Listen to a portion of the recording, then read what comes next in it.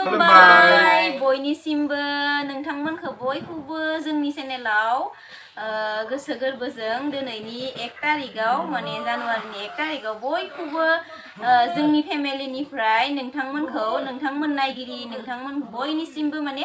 मोजां हामलायनायखौ जासिहरनाय थाबाय बयनिसिमबो happy new year all of you गोदान बोसोरनि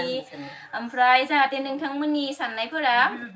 बे 2021 आवथ' थांबायानो 2022 आव जाहाथे मोजाङै मोजां बयनिबो लाइफआव गोजोननाया फैथों आरो बयनिबो साननाया जाफुंथों होननानै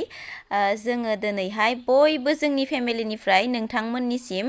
जोंनि अननाय आरो मोजां मोननाय आरो मोजां हामलायथिखौ जासिहरनाय थाबाय ओमफ्रायो बयबो गाजा गोमजायै खाना जादो ओमफ्रायो गोदान बोसोरखौ बरायदो नोंथांमोनाबो ओमफ्राय बेनो आरोना ओमफ्राय मा बुंबावगोन हेपि निउ इयार बुंनो रोंला हेपि निउ इयार आरोबाव खनसे